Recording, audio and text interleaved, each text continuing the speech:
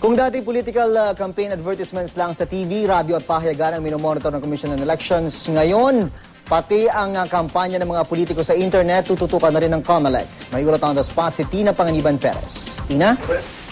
June, sa kauna-unahang pagkakataon, imomonitor ng COMELEC ang online campaign ng mga kandidato. Noong eleksyon 2010, kinonsidera ito ng komisyon pero wala silang malinaw na rules noon. Ngayon, kasama ang online campaigning sa COMELEC Resolution number 9615 na nagtatakda ng mga patakaran sa pagpapatupad sa Fair Election Act.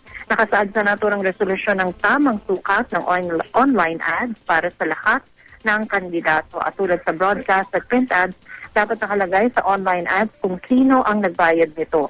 Hanggang 3 beses kada linggo rin lang pwedeng lumabas ang online ad sa kada website sa loob ng election period.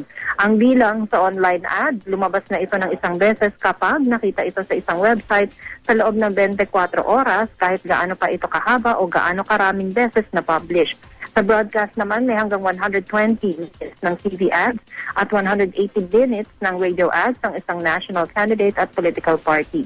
60 minutes naman ng TV ads at 90 minutes ng radio ads ang pinapayagan sa mga local candidate at political party.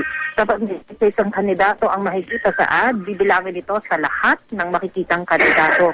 Sa print ads naman, pwede maglagay ng advertisement ang kandidato sa national position man o local sa 1/4 ng mga broadsheet at 1/2 each naman ng mga tabloid.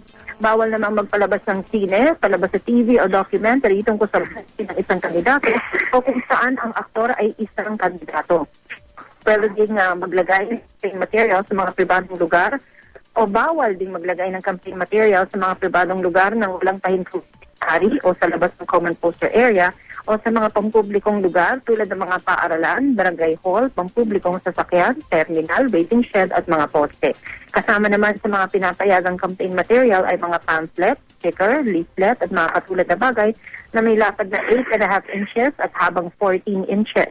Mga poster na 2 by 3 feet. Mga steamer na 3 by 8 feet na pwedeng i-display sa lugar na pagdarausan ng isang political rally 5 araw bago ang event, tatanggalin sa loob ng 24 oras pagkatapos ng event, at mga mobile units na walang loudspeaker at ring lights. Ang mga illegal campaign materials tatanggalin ng isang task force na bubuuhin ng COMELEC, PNP at isang deputized agency ng COMELEC. Ang campaign period para sa mga tumatakbong senador at party list ay mula February 12 hanggang May 11. Para sa mga lokal na kandidato ay mula March 29 hanggang May 7. Kapag may mga campaign materials sila sa ang campaign June, kailangan nilang ang ito. Hindi na rin uubra ang padusot ng mga kandidato ng mga taga-suporta nila ang nag-take ng mga campaign materials dahil kapag hindi tanggal ang mga ito, tulad ng COMELEC na ang kandidato mismo ang nagpalagay ng mga ito. June? Maraming salamat, Tina Panganiban Perez.